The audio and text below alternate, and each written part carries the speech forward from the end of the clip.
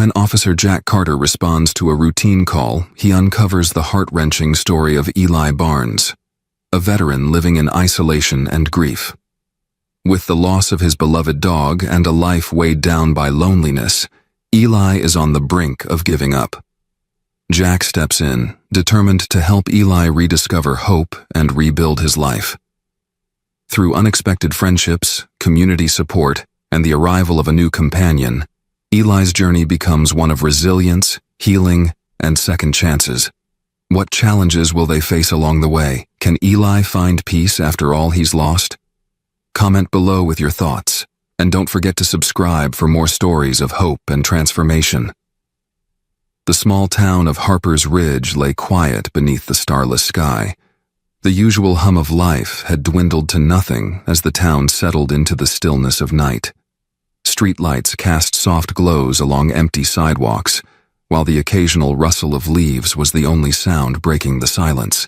In the midst of it, a patrol car cruised slowly, its headlights slicing through the dim. Officer Jack Carter leaned back in his seat, his gray eyes scanning the familiar streets with the practiced indifference of a man who had done this for decades. At 56, Jack had seen more than his share of the town's troubles.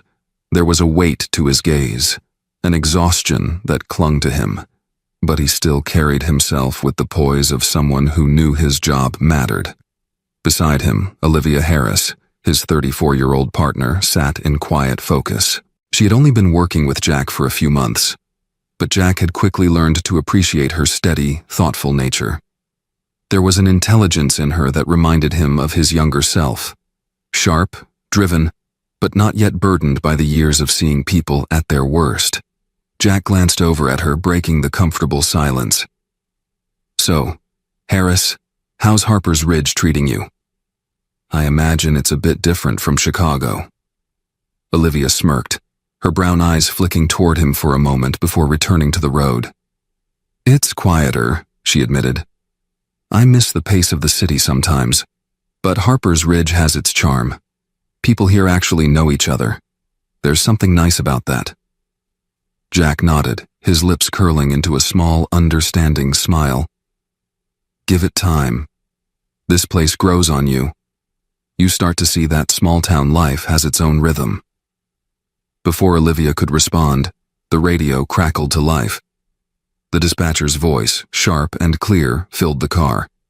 "All units, we have a report of a possible break-in at 742 Oakwood Drive. Caller identifies as Eli Barnes, 81-year-old male. Repeat, possible burglary in progress." Jack straightened in his seat. His hand moved instinctively to the radio. "Unit 7 responding," he said, his voice steady.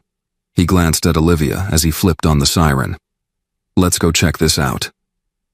As the patrol car sped through the quiet streets, Jack's mind churned with thoughts. Burglary calls were common enough, but something about this one unsettled him. Maybe it was the age of the caller, 81, and living out there alone. Oakwood Drive was on the outskirts of town, where old homes sat isolated, tucked away behind overgrown lawns and thick trees. "You know this Barnes guy?" Olivia asked, cutting through Jack's thoughts as they raced past darkened homes, the red and blue lights flashing against the empty windows. Jack shook his head. "Not personally. Heard the name before. He's an old vet, lives alone with his dog, I think. His place is pretty run down from what I've been told. Quiet guy, keeps to himself. Seems like an odd target for a burglar," Olivia mused. "Not much to steal out there." "That's what worries me," Jack muttered. "It's isolated, perfect for someone looking to break in without being seen." As they turned onto Oakwood Drive, the houses became more spread out. The road was lined with dense woods, making the area feel remote, cut off from the rest of town. Ahead, a single porch light flickered weakly, casting shadows over the unkempt yard. The house itself was dark, save for that one dim light. Jack pulled up to the curb, the sense of unease growing stronger. "Keep your eyes open," he said softly as he stepped out of the car, his breath visible in the cold night air. Olivia followed, her hand instinctively checking her holster as they approached the house. The place looked abandoned. weather-beaten and sagging under the weight of years. The overgrown lawn, coated in a light dusting of snow, only added to the eerie silence. On the porch stood an elderly man, barely visible in the weak light. Beside him was a dog, an old Labrador retriever, its graying muzzle, a clear sign of age. "Mr. Barnes?" Jack called out as they approached, his voice calm but authoritative. "I'm Officer Carter, and this is Officer Harris. We got your call about a break-in." Eli Barnes nodded slowly, his movements sluggish, as if each one took great effort. "I heard some noise like glass breaking," he rasped. His voice was hoarse, barely above a whisper, as though he hadn't spoken in days. "When I went to check, the window in the back was busted. Buddy, my dog, he started barking like crazy, must have scared them off." Jack glanced down at Buddy, whose tail gave a weak wag, but who otherwise remained still, watching the officers warily. "Mind if we take a look around?" Olivia asked, her tone gentle. Eli nodded again, gesturing toward the back of the house. "Go ahead. I didn't see anyone, just heard the noise." Jack and Olivia followed Eli around the side of the house, their footsteps crunching softly in the snow. The house loomed dark and silent, its windows like empty eyes staring out into the night. When they reached the back, Jack's flashlight beam caught the glint of broken glass scattered across the snow beneath a shattered window. "There it is," Eli muttered, pointing to the window. His breath came in labored gasps, as though the short walk had taken a toll on him. Jack moved closer, examining the glass and the size of the hole in the window. Something about it didn't quite sit right with him. It looked more like a deliberate break than an accidental one. His instincts, honed over years on the job, told him to be cautious. "Footprints," Olivia called out, her flashlight sweeping across the ground. "Looks like they're heading toward the street." Jack straightened, making mental notes as he scanned the area. Everything seemed to line up with Eli's story, but that nagging feeling of unease refused to leave him. He turned back to Eli, who was standing a few feet away, his hand resting on Buddy's head for support. "Mr. Barnes, did you hear or see anything else? Any voices, any vehicles?" Eli shook his head slowly. "No, just the glass breaking. By the time I got to the window, whoever it was had already gone." Jack nodded, but his instincts told him there was more to this situation than met the eye. "Would you mind if we took a look inside, just to make sure everything's secure?" he asked carefully, to keep his tone neutral. For a brief moment, Jack thought he saw something flicker across Eli's face. Hesitation, maybe even fear. But it was gone so quickly that Jack wasn't sure he'd seen it at all. After a pause, Eli nodded. "I suppose that'd be fine. Come on in." As they followed Eli back around to the front of the house, Jack exchanged a glance with Olivia. She nodded slightly, confirming that she too sensed something was off. They climbed the creaking porch steps, and Jack couldn't shake the feeling that this call was about to become something much more complicated than a simple attempted burglary. The moment Jack stepped through the door of Eli's house, the smell hit him. Stale air, musty with the scent of damp and neglect. The interior was dimly lit, with only a single bulb hanging from the ceiling casting a weak glow. The warmth inside was oppressive, far too intense for the frigid winter night outside. The house itself was small and cluttered. Piles of old newspapers were stacked haphazardly in the corners, and worn furniture sat in various states of disrepair. Everything felt cramped, as if years of life had piled up and choked the space. Jack's eyes adjusted to the dim light as he scanned the room. The silence inside was as heavy as the warmth. "This way," Eli muttered, leading them toward the kitchen, where the broken window was located. His footsteps were slow, his breathing labored. Buddy padded alongside him, the dog's nails clicking softly on the linoleum floor. As they passed through the narrow hallway, Jack took in more of the house. Dust-covered photos on the walls, cabinets crammed with forgotten knickknacks, and a sense of overwhelming loneliness that seemed to permeate every corner. Jack's heart sank a little. It was clear that Eli had been living like this for some time, cut off from the world, struggling to maintain even the smallest semblance of normalcy. When they reached the kitchen, Jack crouched down to examine the broken window. Glass shards glittered on the floor beneath it, catching the light from the single bare bulb above. The cold air from outside seeped in through the broken pane, chilling the already stuffy room. Jack's flashlight flicked over the window, and again that same unease tugged at him. Something about the break didn't feel random. "Mr. Barnes," Jack said, turning to look at Eli, who was leaning heavily against the counter, his face pale and drawn. "Are you sure you didn't hear anything else? No voices? No car engine?" Eli shook his head. "No, nothing. Just the glass breaking." Jack stood up, studying Eli's face for a moment. The old man was clearly struggling, physically, emotionally, but there was something more. Jack could sense it, though he couldn't quite put his finger on it yet. "Mr. Barnes," Olivia's voice cut through the silence. She was standing near the stove, her brow furrowed. "Is your stove supposed to be on?" Eli's eyes flicked toward the stove, and for a brief second, Jack saw something flash across his face. Guilt, maybe even fear. But it was gone in an instant, replaced by that same weary expression. I use it to keep the place warm," Eli mumbled, his voice barely audible. "The furnace went out last winter, and I haven't been able to get it fixed. Electricity's too expensive, so the stove, well, it's all I got." Jack felt a knot form in his stomach. The stove was the only source of heat in this house. The temperature inside suddenly made sense. It wasn't just warm, it was stifling, dangerous. Eli had been using the gas stove to heat his home, a desperate measure in a desperate situation. "Mr. Barnes," Jack said, his voice gentle but firm. "Using the stove for heat like this is really dangerous. The risk of fire or carbon monoxide poisoning is high. How long have you been doing this?" Eli's shoulders slumped, the fight seeming to drain out of him all at once. "A while," he admitted, his voice barely above a whisper. "I didn't have a choice. It's just me and Buddy here. We make do." The admission hung heavy in the air. Jack exchanged a glance with Olivia, who nodded slightly, her expression mirroring his concern. This wasn't just a case of a broken window. This was a man barely surviving, living on the edge of disaster. Jack felt a surge of frustration at the system that had failed men like Eli, veterans who had served their country only to be forgotten. "Mr. Barnes," Jack began, carefully choosing his words. "When was the last time you saw a doctor? Had a proper meal?" Eli's eyes flashed with a mixture of anger and shame.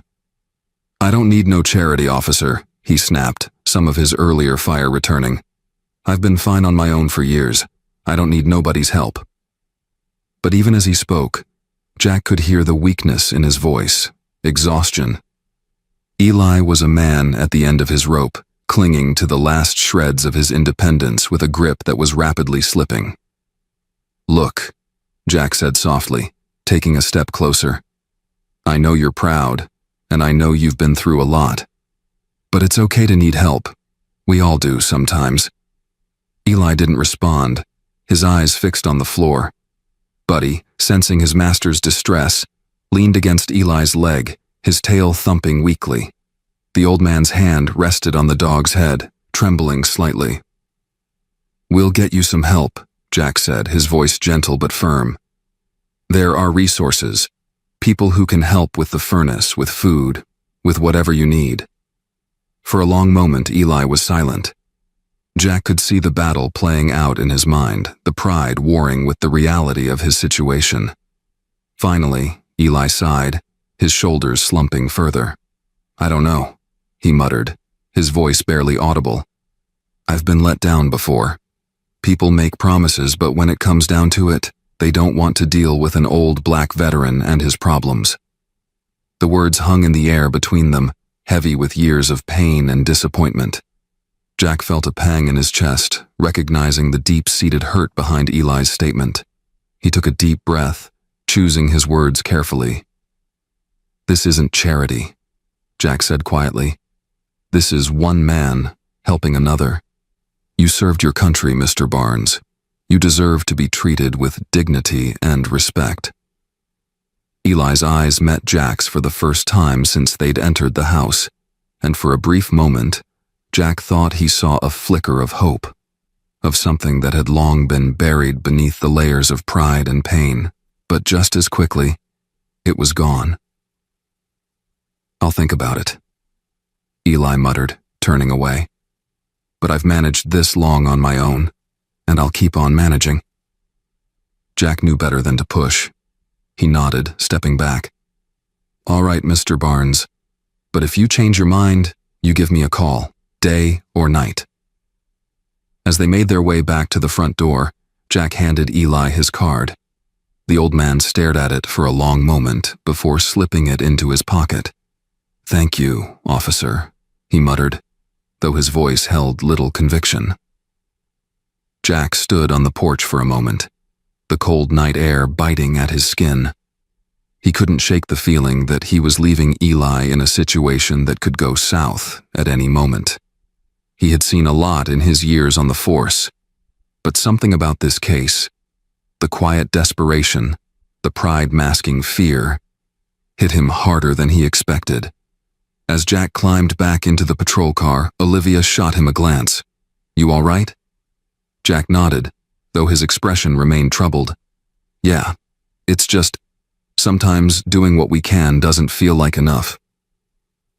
The rest of their shift passed in a blur, but Jack's mind kept drifting back to the image of Eli and Buddy in that cold, cluttered house. He had a sinking feeling that this wasn't the last time he would be called to Oakwood Drive. Several days passed after Jack and Olivia's visit to Eli Barnes's home, but the image of that frail old man and his loyal dog, clinging to each other in a house that was falling apart, haunted Jack's thoughts. He found himself driving by Oakwood Drive more often than usual, hoping to catch a glimpse of Eli outside, but the house always looked as if it had that night. Dark, silent, closed off from the world. Jack had followed up with social services, but as expected, they were slow to act. He'd put in calls to the local Veterans Affairs office as well, trying to get someone to check on Eli's situation, but there was a backlog of cases. Eli's case was just one of many. It frustrated Jack, this feeling of helplessness, knowing that despite his best efforts, the system was failing a man who had already failed so many times before. Every time Jack thought of Eli heating his house with that old gas stove, the knot in his stomach tightened. On a particularly cold night, Jack had just settled into his worn armchair, a cold beer in hand, when his phone buzzed on the coffee table. The number on the screen wasn't one he recognized, and for a moment he considered letting it go to voicemail. But something made him reach for the phone.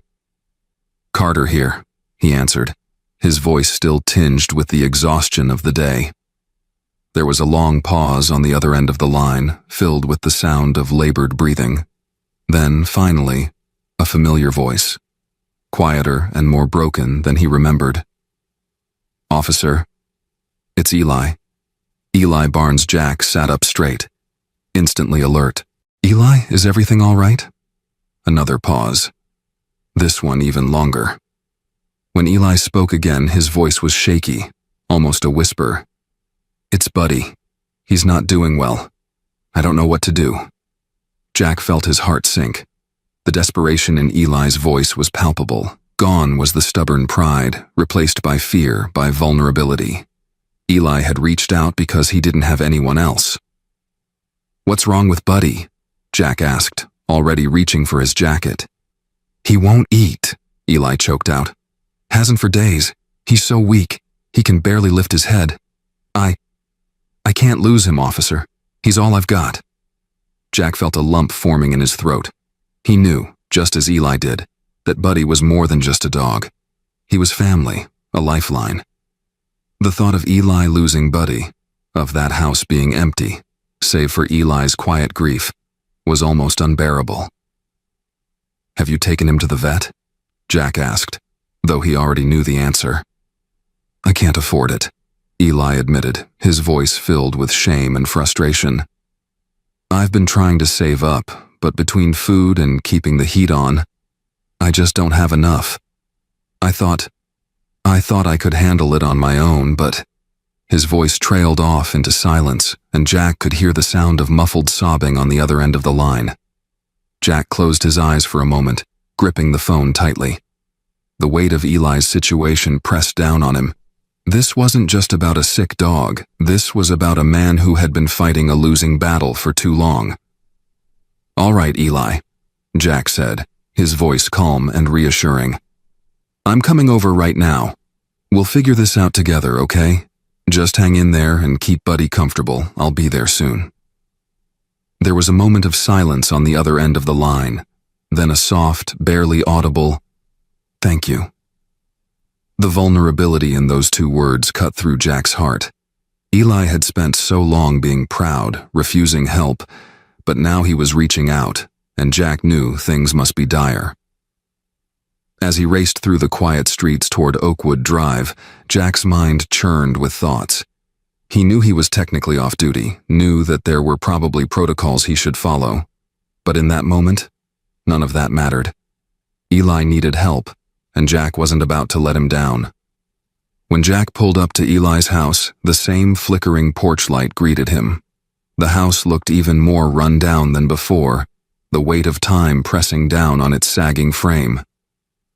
Jack took a deep breath, steeling himself for what he might find inside. Eli opened the door before Jack could knock. The old man looked worse than Jack remembered, his face gaunt, his eyes hollow and filled with worry. His shoulders slumped as if the world had grown too heavy for him to carry. "Officer," Eli said, his voice hoarse, "thank you for coming." Jack nodded, offering a small, reassuring smile. "Of course, Eli. Let's take a look at Buddy, okay?" Eli stepped aside, and Jack entered the house. The oppressive warmth hit him again, but this time it felt even more suffocating. The smell of must and damp hung heavy in the air, along with something else, something Jack couldn't quite place, but that sent a shiver down his spine.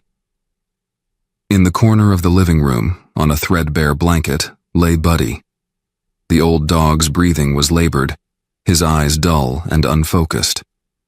Jack knelt beside him, gently stroking his fur. He could feel the dog's ribs protruding beneath his hand, the unmistakable signs of malnutrition. "Eli," Jack said softly, glancing up at the old man who stood nearby, wringing his hands. "How long has Buddy been like this?" Eli sank into a nearby chair, his shoulders slumped in defeat. "It's been getting worse for a while," he admitted, his voice barely above a whisper. "I've been trying to take care of him, but it's hard. I didn't know what else to do." Jack nodded, his heart heavy. He could see now that this wasn't just about Buddy, it was about Eli too. The old man had been struggling for a long time, sacrificing his own well-being to care for his dog, his last remaining connection to the world. "Eli," Jack began gently, "Buddy needs to see a vet, and frankly, you need to see a doctor too. You've been pushing yourself too hard, trying to do everything on your own." Eli's hands trembled as he wiped at his eyes, his pride breaking down under the weight of his grief. "I know," he whispered. "I know it's foolish. But Buddy, he's all I've got left. I can't lose him too." Jack felt a surge of admiration for the old man, even as his heart ached for him. Eli had been doing everything he could even when it was clear that he couldn't handle it alone. "It's not foolish to care," Jack said firmly, "but you don't have to do this alone anymore. Let me help you both." Eli looked up at Jack, his eyes filled with a mix of hope and doubt. He had spent so long relying on himself, so long believing that no one would be there for him. But now, Jack was offering something Eli hadn't had in years. A lifeline, a chance to be seen and cared for. "I don't know how to thank you," Eli whispered, his voice thick with emotion. Jack smiled softly, placing a hand on Eli's shoulder. "You don't have to thank me. This is what community is about. Looking out for each other." As Jack gently lifted Buddy into his arms, careful not to cause the dog any more discomfort, he couldn't help but reflect on how far they had come since that first night. What had started as a routine call about a suspected burglary had uncovered a far deeper, more devastating reality. One of isolation, poverty, and silent suffering. But as he carried Buddy out to his car, Eli following close behind, Jack felt a renewed sense of purpose. He knew that the road ahead would be challenging, that helping Eli and Buddy wouldn't be easy, but he was determined to see it through. They had both been forgotten for too long. It was time for someone to remember. The sun had barely started its slow climb above the horizon by the time Jack pulled into the parking lot of the local vet. The small building was bathed in the early morning light, casting long shadows across the quiet street. Inside the car, the silence was palpable, broken only by the labored breathing of Buddy, who lay bundled in a blanket on the back seat. Eli sat beside Jack in the passenger seat, staring out the window. His usually proud and stoic expression was now softened by a mix of exhaustion and worry. Jack could see it in the way Eli's shoulders slumped, in the deep lines of his weathered face. He was tired, not just physically, but in the way only years of struggling could make a man tired. The two men hadn't exchanged many words since leaving Eli's house. There was no need. The weight of their shared concern for Buddy hung between them, thick and oppressive, but it also brought them together in a way that Jack hadn't anticipated. Jack had thought this was just about helping an old man in need, but now, it was something more. Eli had become more than just another call in the night. Jack found himself caring deeply, maybe more than he should. He wondered why. Was it because Eli reminded him of his father, who had passed away years ago? A man who had also refused to ask for help, too proud to lean on anyone, even when he was fighting a losing battle against time. Jack hadn't been there when his father died, and that guilt still haunted him. Perhaps Eli, in his stubborn pride and quiet desperation, was a chance for Jack to make things right in some way. Or maybe it was just that Jack saw in Eli a man who had been forgotten by a world that had moved on without him. And Jack knew, deep down, that Eli deserved better than that. As Jack cut the engine, Eli finally spoke, his voice hoarse from hours of silence. "I don't know what I'll do if Buddy doesn't make it." He didn't look at Jack, but the rawness in his voice was impossible to miss. Jack turned in his seat, studying the old man for a moment. Eli looked smaller somehow, diminished by the weight of his worry. "We're going to do everything we can for him," Jack said, his voice steady. "Dr. Sinclair is one of the best vets in town. If anyone can help Buddy, it's her." Eli nodded, but didn't seem comforted by the words. His hand gripped the door handle as if preparing for the worst. "I know," he whispered, "but I've seen a lot of good folks taken down by things that were out of their control. It's hard to keep hoping when you've watched the world take everything from you, piece by piece." Jack felt a lump form in his throat. There was something so final, so resigned in Eli's words. This was a man who had lost so much. His wife, his health, and now, possibly, his only remaining companion. It was hard to imagine what it must feel like to face the prospect of losing the last bit of love and loyalty you have in the world. Jack opened his mouth to say something, anything, to reassure him. But Eli shook his head and opened the car door before Jack could speak. Inside the vet clinic, the smell of antiseptic and animal care products filled the air. A young receptionist greeted them with a sympathetic smile. "Officer Carter, we've been expecting you," she said, her eyes flickering toward Buddy, who lay limp in Jack's arms. "Dr. Sinclair is ready for you in the back." Jack nodded, and he and Eli followed the receptionist through a set of swinging doors into the back examination room. Dr. Sinclair, a middle-aged woman with sharp features and a calm, authoritative demeanor, was waiting for them. Her expression softened as she looked at Buddy. "Let's get him up on the table," she said gently.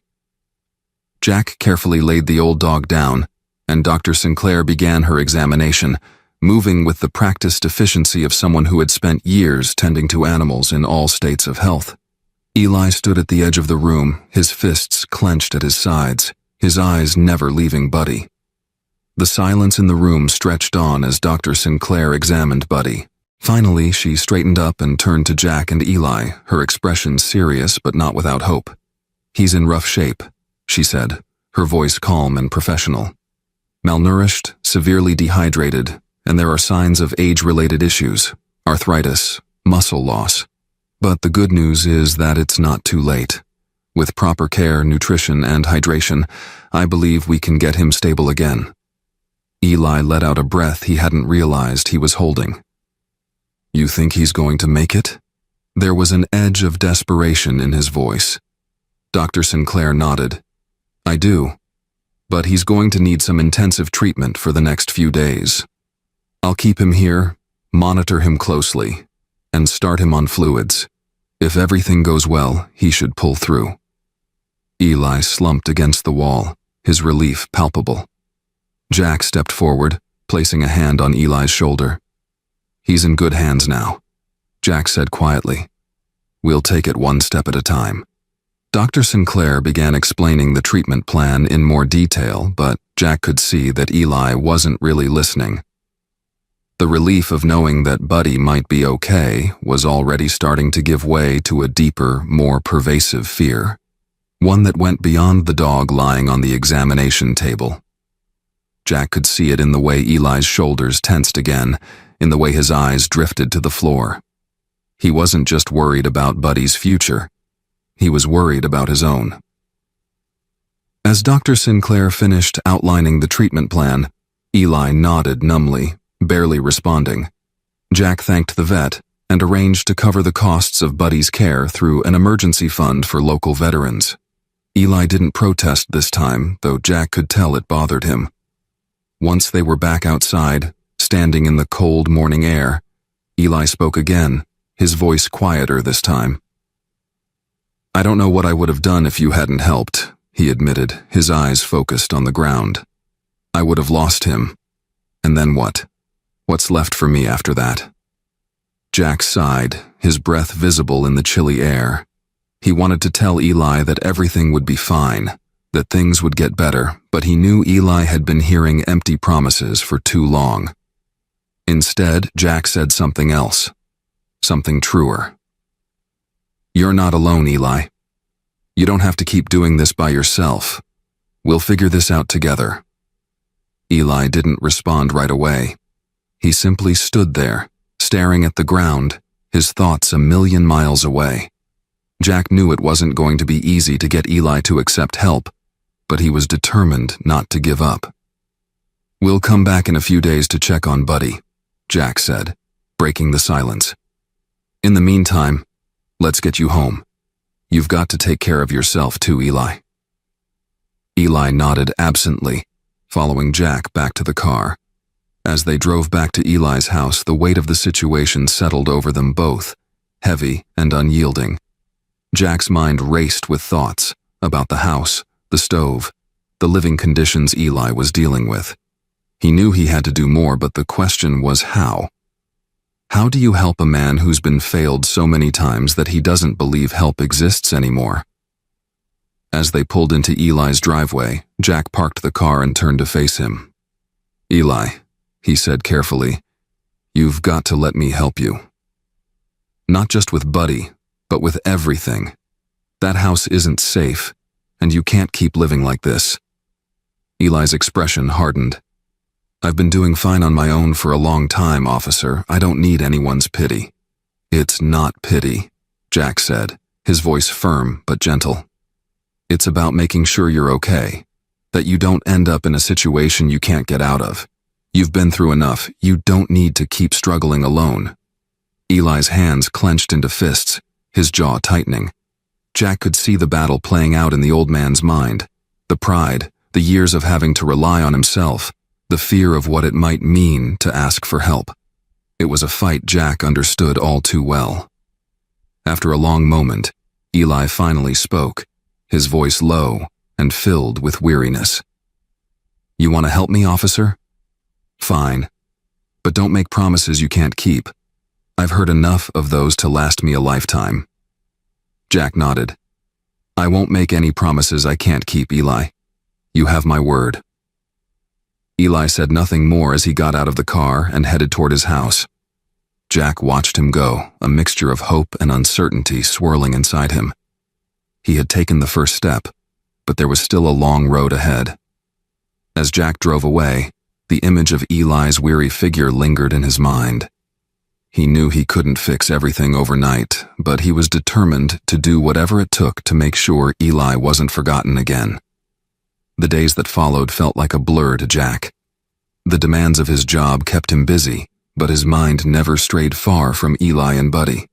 Every time he had a spare moment, Jack found himself checking his phone, waiting for a call from the vet or from Eli. He had arranged for daily updates on Buddy's condition, and so far the news had been positive. The old dog was responding well to treatment, but there was still a long way to go. Meanwhile, Jack had made calls to social services and the local VA, pushing for someone to visit Eli's home and assess his living situation. But as usual, the system moved at a snail's pace. Jack knew that even with the best intentions, bureaucracy had a way of slowing things down to the point of ineffectiveness. Eli couldn't wait for the system to catch up with him. He needed help now. One evening, as Jack sat at his desk in the station going through the last of his paperwork, his phone buzzed with a new message. It was from the vet. Buddy is doing better, gaining strength. You should bring Mr. Barnes by tomorrow to see him. Jack let out a sigh of relief. Buddy was pulling through, and that meant Eli would have something to hold on to, a reason to keep going. But as much as Jack was relieved about Buddy, he couldn't shake the feeling that there was still something weighing on Eli. It wasn't just about the dog. It was about the life Eli had been living for so long, a life of isolation, hardship, and fear. Jack closed his laptop and grabbed his coat. It was late, but he needed to check on Eli. Something had been gnawing at him ever since that night. Something about the way Eli had talked about not having any options, about being let down by promises that were never kept. Jack knew that feeling all too well, and it worried him. Eli had sounded like a man who had given up hope. As Jack pulled up to Eli's house, the flickering porch light greeted him once again, casting long shadows over the snow-covered lawn. Jack had driven a few times during his shifts, but Eli never seemed to be outside, and the curtains were always drawn.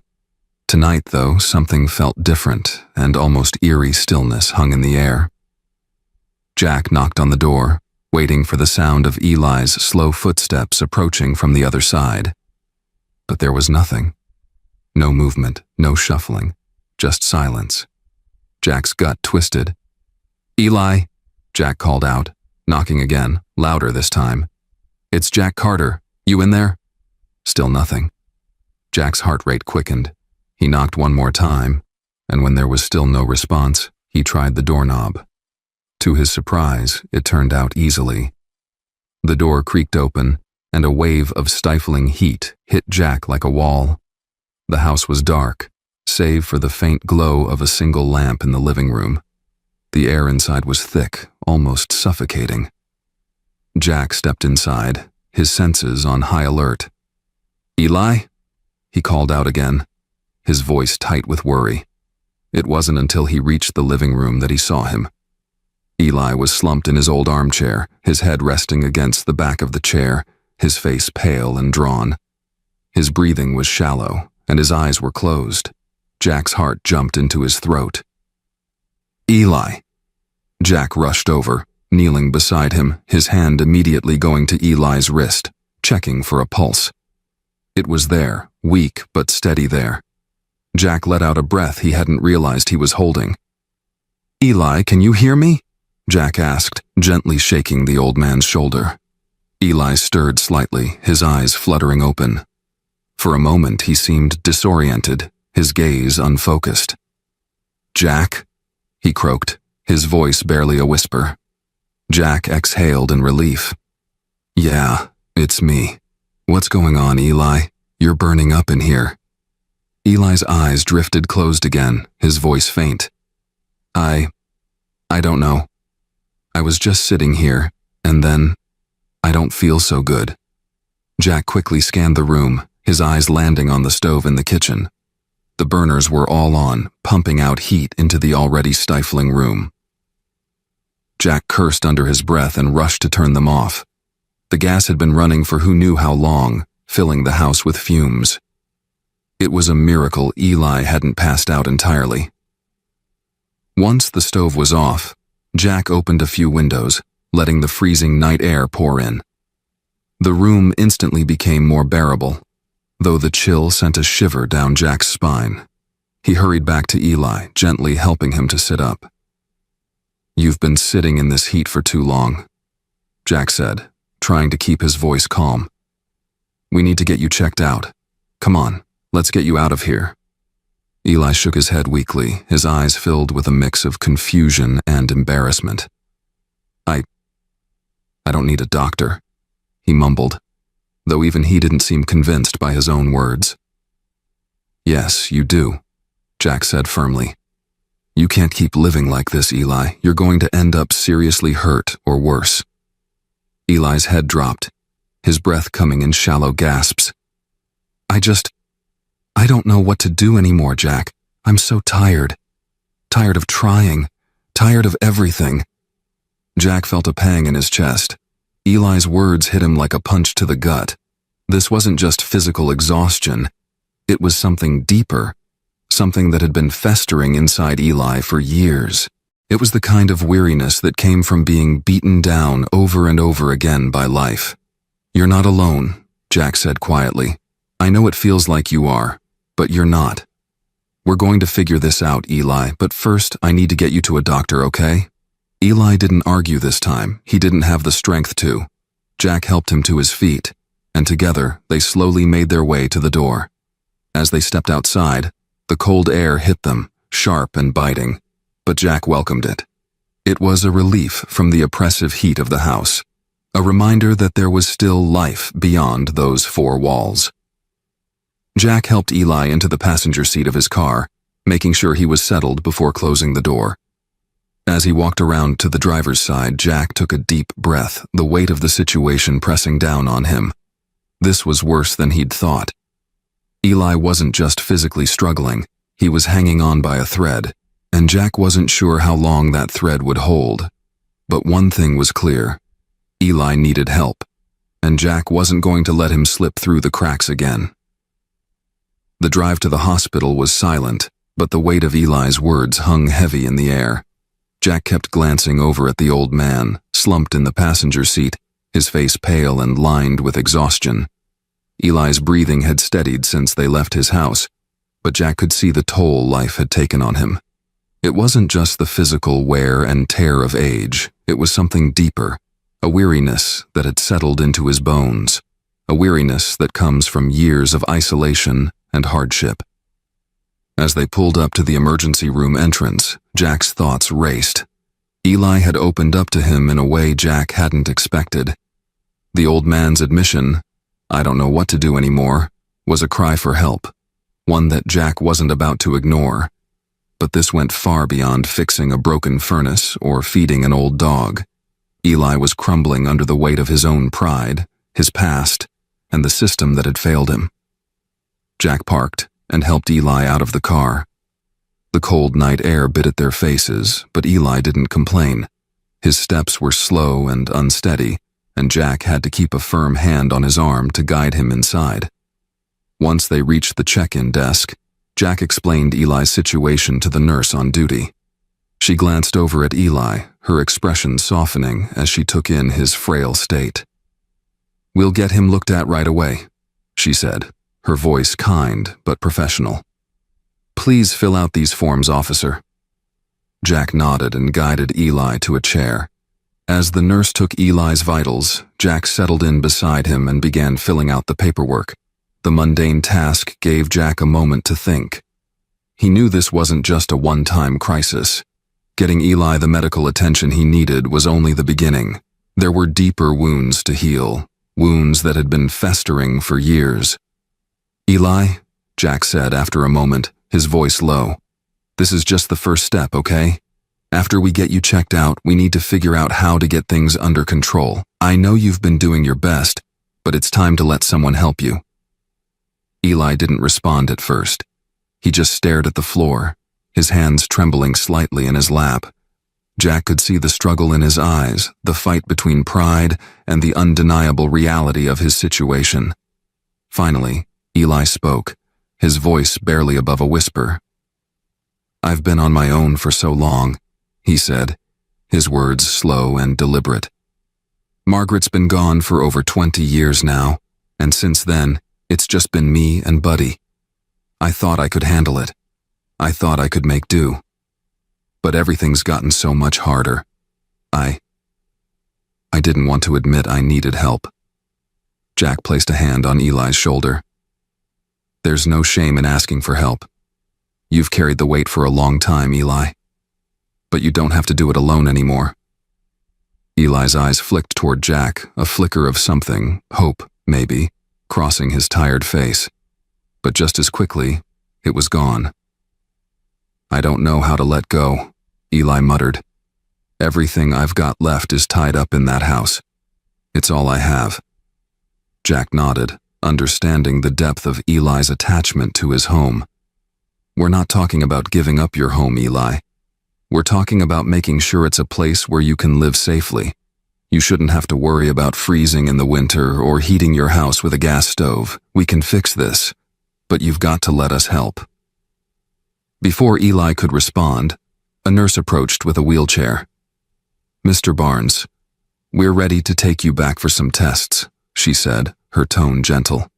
"Officer Carter, you're welcome to wait in the lobby." Eli gave Jack a long, tired look before nodding and allowing the nurse to help him into the wheelchair. Jack watched as they wheeled Eli away, the old man's frail frame seeming smaller with each step. Jack felt a familiar pang of frustration at the world that had let Eli slip through the cracks, frustration at the system that moved too slowly to catch people like him before it was too late.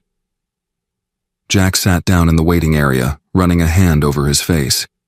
He knew the road ahead wasn't going to be easy, but he was determined to see this through. Eli wasn't just another call, another case to close.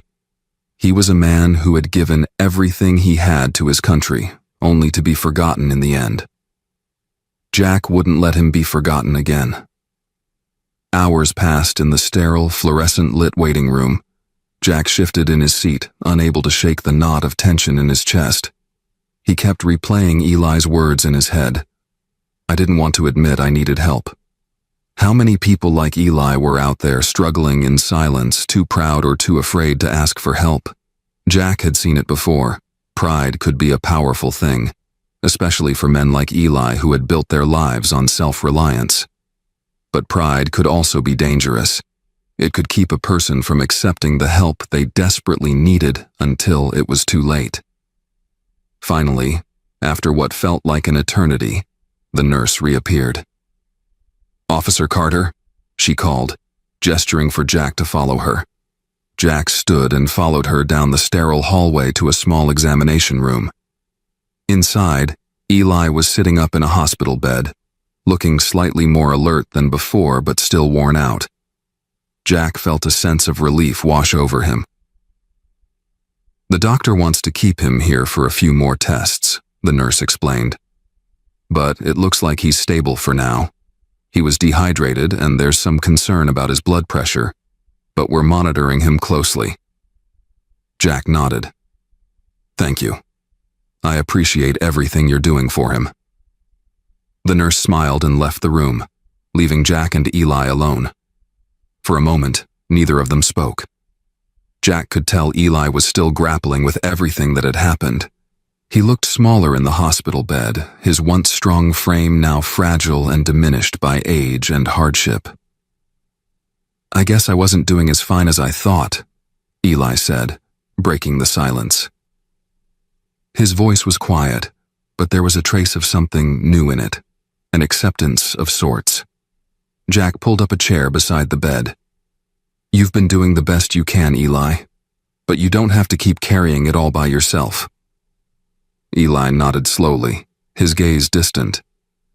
I thought if I asked for help, it meant I was weak, but I'm starting to see that maybe it's the opposite." Jack smiled slightly. "Asking for help takes strength. It's not easy, especially when you've been doing it on your own for so long. Eli's hand rested on the thin blanket, trembling slightly. I don't even know where to start, Jack. Everything feels like it's falling apart. You don't have to figure it all out tonight, Jack said gently. We'll take it one step at a time. First, we get you healthy. Then, we'll figure out how to get your house fixed up and we'll make sure you've got the support you need. You've got people who care about you, Eli. You're not alone in this. Eli looked up at Jack, and for the first time since that night they'd met, there was something different in his eyes. It wasn't quite hope, but it was close. Closer than it had been in a long time. I don't know why you're doing all this for me, Eli said, his voice tinged with disbelief. I'm just an old man. I'm not anybody important. Jack shook his head, his voice firm. You're important, Eli. You've got a life that matters, you've got stories that matter, you've served your country, and you've survived things most people can't even imagine. That's worth something. Don't ever think you don't matter. Eli didn't respond right away, but Jack could see the words sinking in. The silence between them felt heavy, but it wasn't uncomfortable. It was the silence of two men who understood the weight of life and the importance of human connection. After a few minutes, Eli spoke again, his voice soft but resolute. You really think things can get better? Jack met Eli's gaze, his expression serious but filled with quiet determination. I know they can. It won't be easy, but we'll figure it out. Together. Eli nodded, and for the first time in a long time, Jack saw a glimmer of belief in the old man's eyes.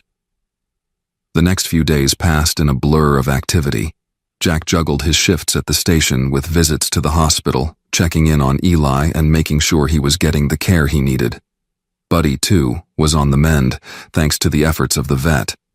Every time Jack visited Eli, he brought an update about Buddy's condition, and each time he saw a little more light return to the old man's eyes. It wasn't just about the dog. It was about what Buddy represented. He was Eli's last connection to a life that had slowly crumbled away over the years. Jack knew that if Buddy had pulled through, it would be a turning point for Eli, a sign that things could get better. But Jack also knew that Buddy's recovery was only part of the solution. Eli needed more than just his dog back. He needed a safe place to live, a support system, and access to the resources that had been out of reach for so long. Jack had been working behind the scenes to set all of that in motion, but he was careful not to overwhelm Eli with too much information too soon. One step at a time, Jack reminded himself. Eli needed to feel like he still had control, like he was an active participant in his own recovery. On the third day, Jack received a call from the hospital. Eli was being discharged. Jack picked him up that afternoon. As they drove back to Eli's house, the mood in the car was lighter than it had been in weeks. Eli still looked tired, but there was quiet determination in his posture, a willingness to keep moving forward. You've been through a lot, Eli, Jack said as they turned onto Oakwood Drive. But you're still here. That counts for something. Eli nodded, his gaze fixed on the road ahead. I've got a lot to figure out, he admitted. But I'm ready to start trying. As they pulled up in front of Eli's house, Jack noticed something different. A few cars were parked along the street and there were people gathered in the yard. Familiar faces from the community. Eli's neighbors had come together, and in the days that Eli had been in the hospital, they'd started cleaning up the yard, clearing away the overgrown bushes, and fixing the sagging porch. Eli stared at the scene in disbelief. What is all this? Jack smiled, placing a hand on Eli's shoulder. I told you, you're not alone. People care, Eli. Your story matters to them. As they got out of the car, one of Eli's neighbors, Tom Henderson, approached with a warm smile. Eli, good to see you up and about, Tom said, shaking Eli's hand. We heard about what happened and we thought we'd pitch in. You've been a part of this town for a long time, and we wanted to give back. Eli blinked, his eyes misting over as he looked around at the people working in his yard. I don't know what to say, he stammered, his voice thick with emotion. "You don't have to say anything," Tom replied with a grin. "We're just glad to help." Jack watched as Eli slowly walked toward the house, his hand trailing along the freshly repaired porch railing. For a moment, Jack thought Eli might break down, but instead the old man straightened his shoulders, his pride giving way to gratitude. "I didn't think people cared anymore," Eli said, his voice barely above a whisper. I thought I was forgotten." "You're not forgotten, Eli," Jack said quietly. "You never were." Eli nodded, his eyes brimming with unshed tears. He looked at Jack, then back at his neighbors, his voice steady but filled with emotion. "Thank you," he whispered. "Thank you all." The work continued over the next few hours, with more volunteers arriving to help. The house that had once stood as a symbol of Eli's isolation was now being transformed, bit by bit, into a place of hope. As the sun began to set, Jack and Eli sat on the newly repaired porch, watching the last of the volunteers pack up their tools and head home. The yard, once overgrown and neglected, now looked cared for, as though it had been given a new lease on life. "You've got a good group of people around you," Jack said, glancing over at Eli. "You're not in this alone." Eli smiled faintly, his eyes tired but content. "I don't know how I ended up so lucky," he murmured. "After everything, I didn't think I deserved any of this." Jack shook his head. "This isn't about deserving, Eli. It's about people caring, and they do." As they sat in the fading light, a comfortable silence settled between them. Jack knew that there were still challenges ahead, but for the first time in a long time, he felt like they were on the right path. "Buddy's coming home in a few days," Jack said after a moment, breaking the silence. Eli's face lit up, and for the first time since Jack had met him, the old man let out a quiet laugh. "Good," Eli said, his voice lighter than it had been in weeks. "It'll be good to have him back." Jack smiled, knowing that Eli's journey was far from over, but also knowing that the worst of the storm had passed. There was still work to be done, but for now, they could rest, knowing that they weren't fighting the battle alone. The day Buddy came home should have been a happy one, but as Jack and Eli pulled into the driveway of Eli's house, the air felt heavy with unspoken tension. Eli's face was tight with emotion, and Jack knew the old man was trying to keep his feelings in check. Buddy's recovery was a huge victory, but the weight of everything else in Eli's life still loomed large. His health, his home, his sense of self-worth. Jack could feel the strain, as if Eli was balancing on a knife's edge. Dr. Sinclair had advised Eli to take it slow with Buddy. The old dog was better, but he wasn't the same spry companion he once was. Jack worried how Eli would handle that. So much of Eli's strength came from taking care of Buddy, and now that role was shifting. Jack wondered if Eli could cope with the changes, or if this would be the breaking point that sent him back into isolation. Jack got out of the car and opened the back door, where Buddy lay on a soft blanket. The old dog looked up at him with tired, trusting eyes, his tail giving a weak wag. Jack smiled, gently lifting him into his arms. Buddy was lighter than Jack remembered, and the feel of his ribs beneath his fur was a painful reminder of how close they had come to losing him.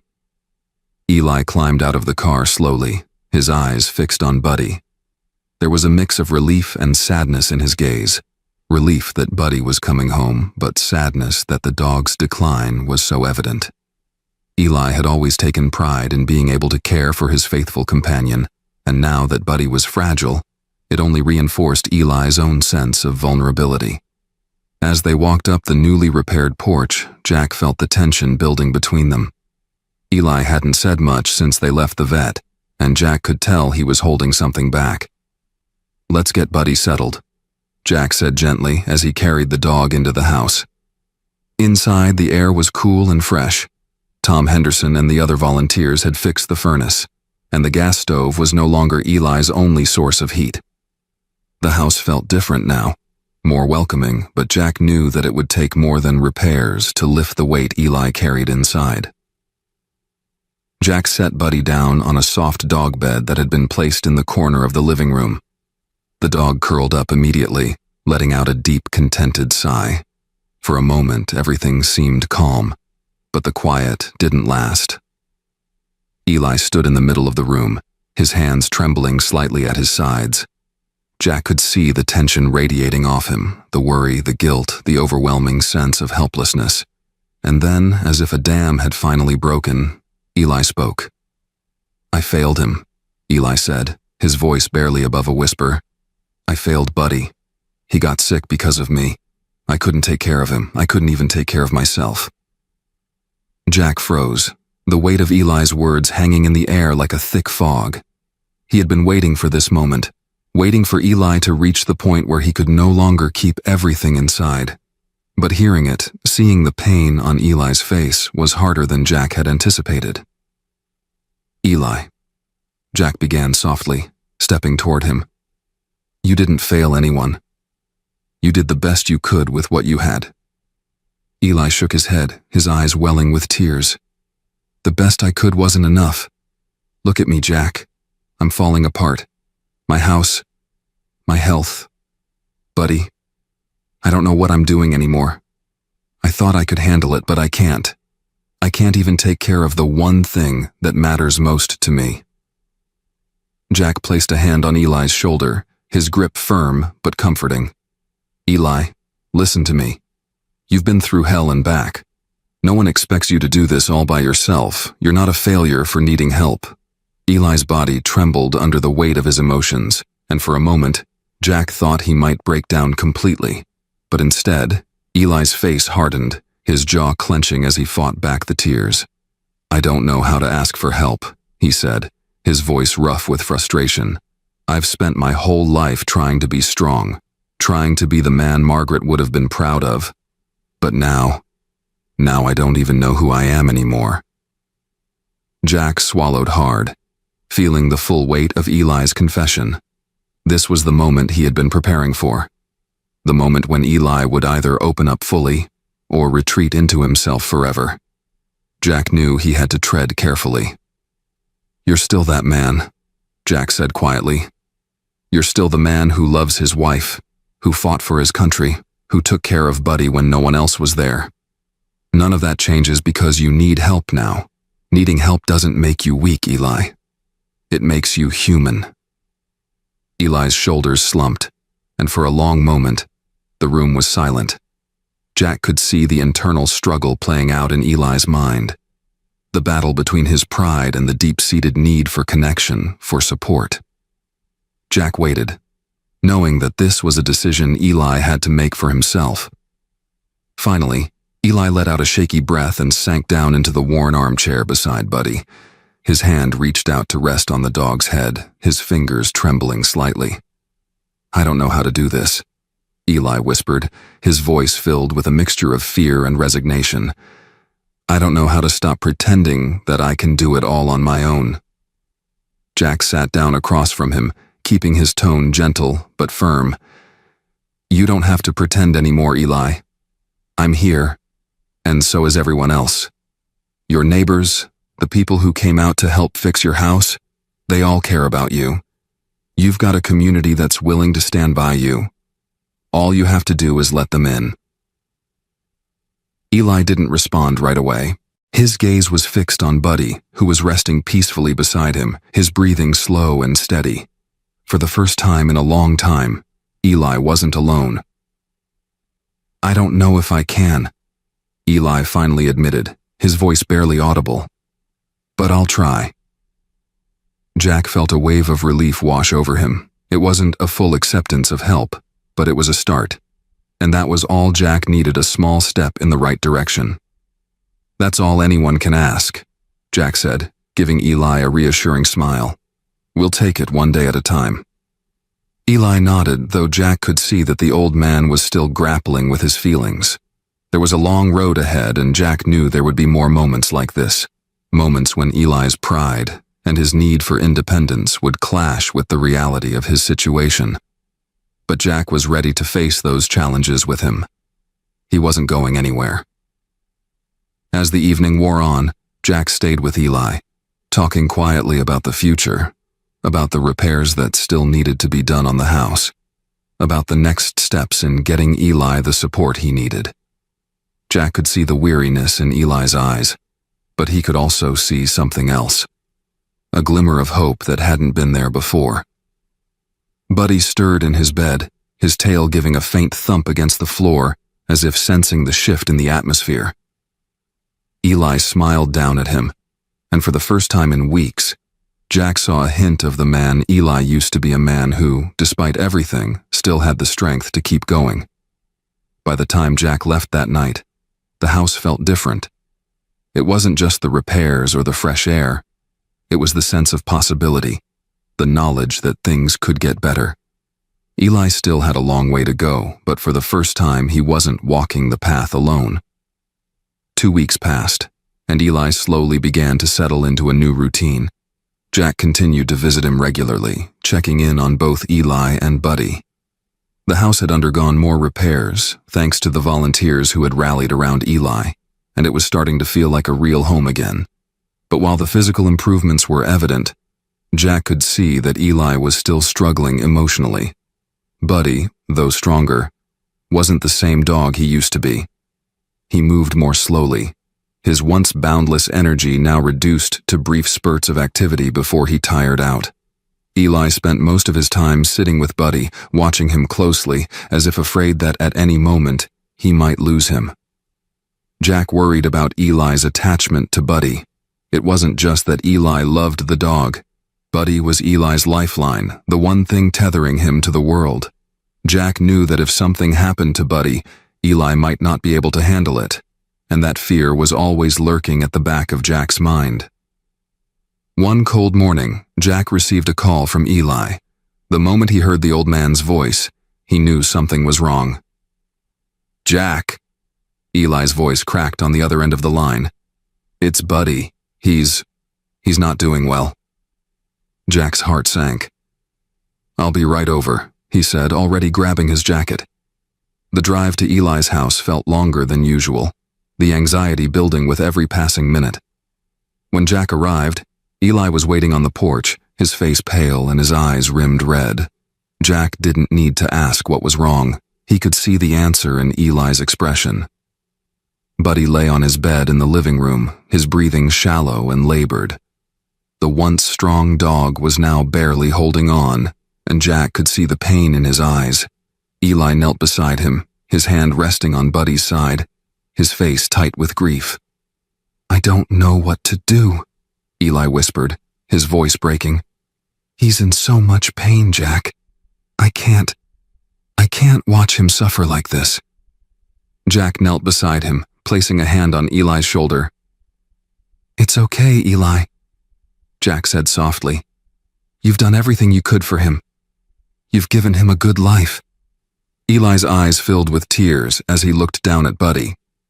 "I don't want to let him go," he choked out, "but I don't want him to hurt anymore." Jack's chest tightened with emotion. He knew what Eli was going through. It was the hardest decision a pet owner could ever make. Buddy had been more than just a dog to Eli. He had been a companion, a source of unconditional love in a world that had often seemed indifferent to Eli's struggles. "I'll call Dr. Sinclair," Jack said quietly. "She'll come over and help." Eli didn't respond. He just nodded, his hand never leaving Buddy's side. As Jack made the call, his heart ached for Eli. He knew how much this loss would devastate the old man. Buddy had been Eli's constant, the one thing that had kept him going when everything else had fallen apart. Without Buddy, Jack feared that Eli might fall back into the deep well of despair he had only just begun to climb out of. Dr. Sinclair arrived within the hour. She was gentle and compassionate, explaining the process to Eli as she prepared to help Buddy pass peacefully. Eli stayed beside his dog the entire time, whispering soft words of love and reassurance as Buddy's breathing slowed. And then, with one final sigh, Buddy was gone. Eli's grief was immediate and overwhelming. He clung to Buddy's still body, his shoulders shaking with sobs.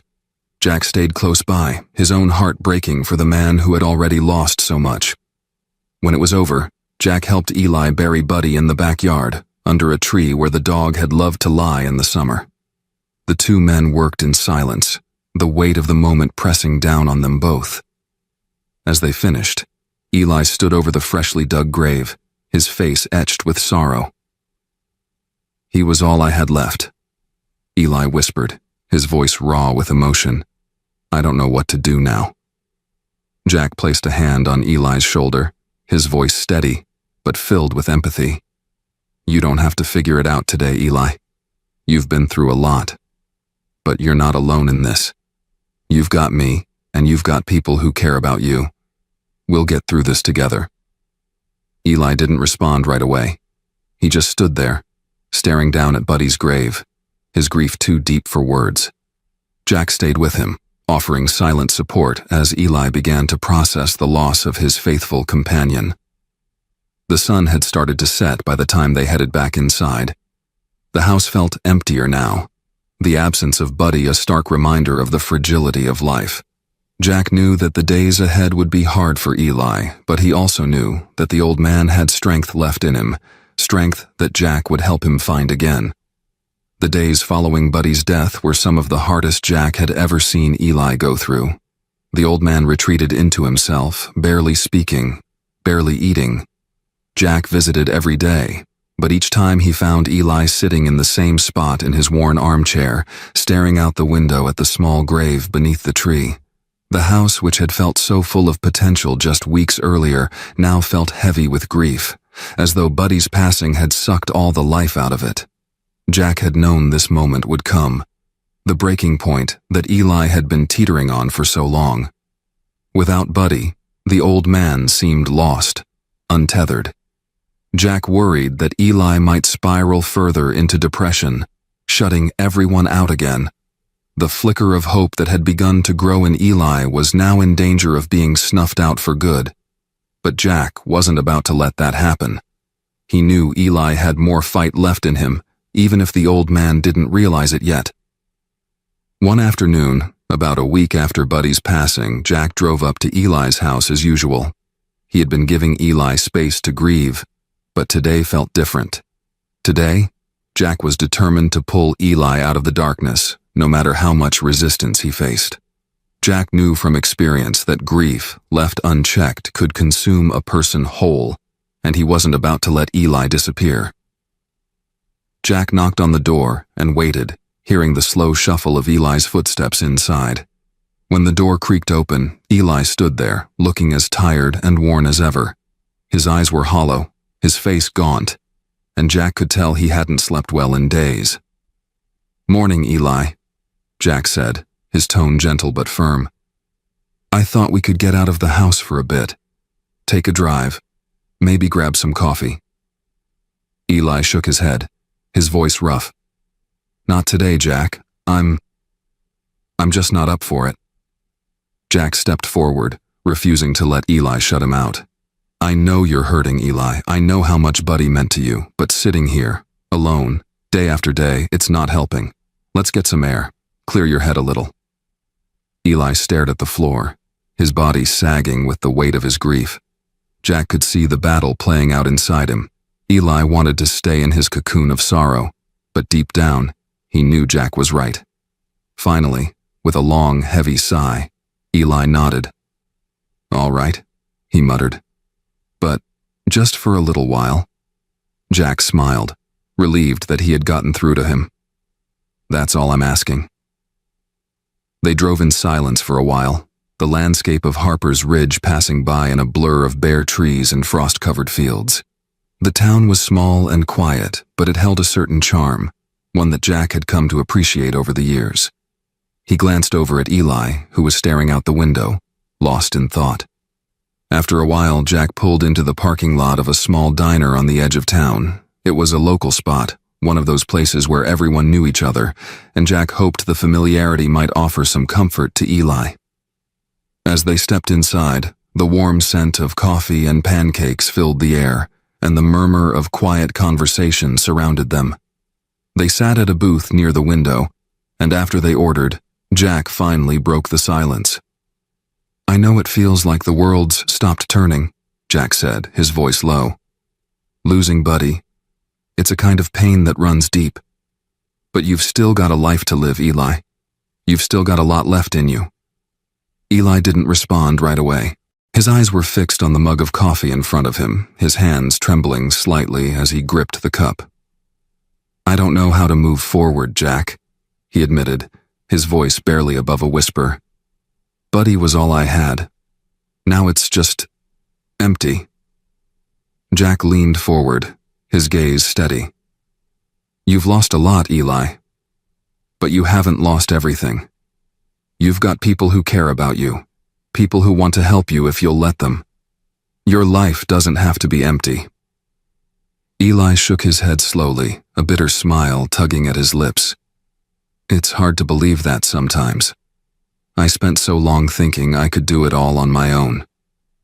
But now, I don't even know who I am without Buddy, without Margaret, without the things that made my life worth something." Jack reached across the table, placing a hand on Eli's arm. "You're still Eli Barnes. You're still the man who fought for this country, who built a life with the woman he loved. None of that changes because you're going through a hard time. You've got more strength in you than you realize." Eli's eyes glistened with unshed tears, and for a moment, he seemed on the verge of breaking down again. But instead of retreating into himself, as Jack had feared he would, Eli sighed and nodded. "I don't want to be alone anymore," Eli said quietly. "I don't want to shut people out." Jack smiled, a wave of relief washing over him. "That's a start, Eli. That's all it takes." As they ate their meal, the conversation flowed more easily. Jack kept things light, talking about the goings-on around town, the repairs that had been done on Eli's house, and the veterans group that had been asking about him. Slowly, Eli began to engage, asking questions, even sharing a few stories about his time in the service. It wasn't much, but it was enough to remind Jack that the old Eli was still in there, buried beneath the layers of grief and pain. After breakfast, Jack drove Eli home. But instead of dropping him off, Jack parked and turned to him. "I've been thinking about something," Jack said carefully. "There's a veterans group that meets down at the community center every Thursday. They've got a lot of guys who've been through similar things, losing loved ones, dealing with the weight of the past. I think it might do you some good to check it out." Eli frowned, his initial reaction one of hesitation. "I don't know, Jack. I'm not sure I'm ready for that." "I get it," Jack said, "but it doesn't have to be today or tomorrow. Just think about it. These guys know what it's like to feel lost, and they've found ways to keep moving forward. I think you might find some strength in talking to them."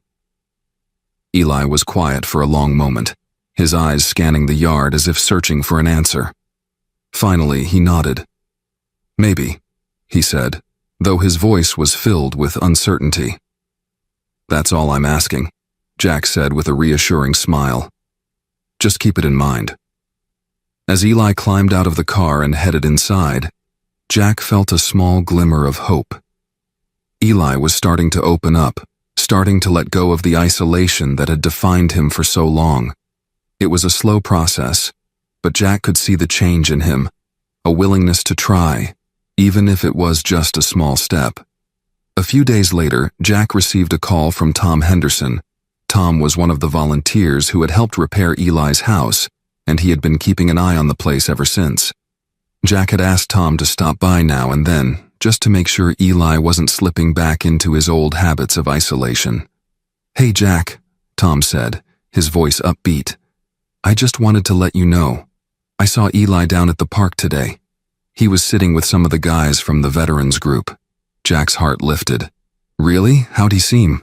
"He looked good," Tom replied. "Still quiet, but they were talking. I think it's doing him some good." Jack smiled, a sense of relief washing over him. "Thanks for letting me know, Tom. I appreciate it." After hanging up, Jack leaned back in his chair, feeling the weight of the last few weeks finally start to lift. Eli was finding his way back, slowly but surely. It wasn't a straight path, and there were still plenty of rough days ahead, but the fact that Eli had taken that step, had reached out to others who understood his pain, was more than Jack could have hoped for. Jack knew that grief was a long and winding road, but he also knew that Eli wasn't walking it alone anymore. The community had rallied around him, and Jack had seen firsthand how much strength could come from the simple act of reaching out. A week later, Jack drove over to Eli's house. It had been a little while since he last visited, and he wanted to check in, make sure things were still on the right track. When he arrived, he found Eli sitting on the porch, a warm blanket draped over his lap and a small contented smile on his face. "Jack," Eli greeted him as he climbed the steps. "Good to see you." "You too, Eli," Jack replied, taking a seat beside him. "How have you been?" Eli sighed, but it was the kind of sigh that carried with it a sense of peace. "I've been better," he admitted. "I've been talking to some of the guys from the veterans group. It's been good for me. I didn't realize how much I needed to hear other people's stories." Jack nodded, a warm smile spreading across his face. "I'm glad to hear that." Eli looked out at the yard, his eyes thoughtful. "I still miss him," he said, his voice quiet. "Buddy, I don't think that'll ever go away." "You don't have to stop missing him," Jack said gently. "Buddy was family. That kind of loss stays with you. But you're not alone in that grief anymore. And that's what makes the difference." Eli nodded, his eyes softening as he let Jack's words sink in. "You've been good to me, Jack," Eli said after a moment. "I don't know how to thank you." "You don't have to thank me, Eli," Jack replied. "This is what community is for, being there for each other." Eli smiled, a genuine warmth in his expression. "I didn't think I'd ever feel like I belonged anywhere again. But you were right. I'm not alone." As they sat together on the porch, watching the last of the autumn leaves fall from the trees, Jack felt a sense of calm settle over him. The journey had been long and painful, but Eli had made it through the worst of the storm. There would still be hard days, but Jack knew that Eli had found his way back to life, back to the people who cared about him. And as the sun began to set, casting a golden glow over the yard, Jack couldn't help but feel grateful for the second chances, for the strength of community, and for the enduring power of human connection. Winter settled over Harper's Ridge, casting the town in a blanket of white. The cold air was sharp but clean, and Jack felt a renewed sense of purpose as he drove through the familiar streets. It had been 2 months since Buddy's passing, and though Eli still had his bad days, there was a noticeable shift in his outlook on life.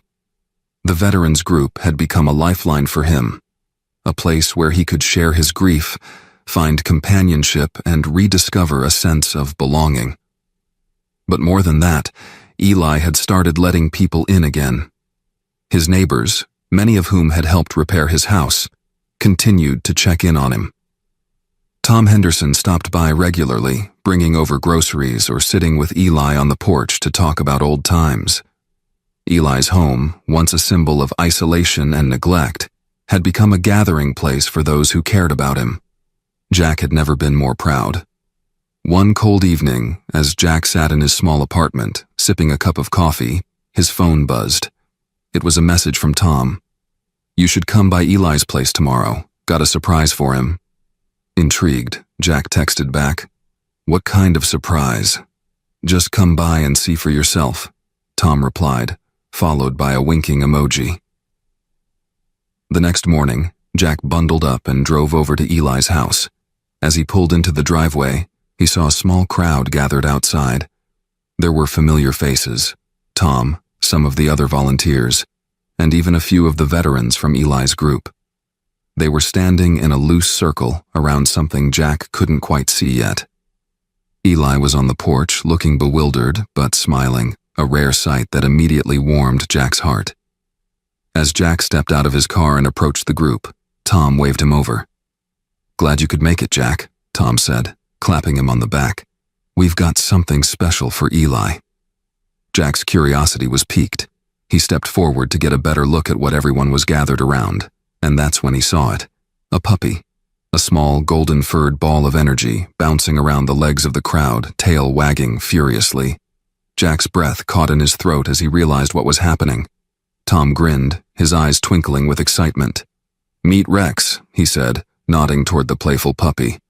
"We figured Eli could use a new friend."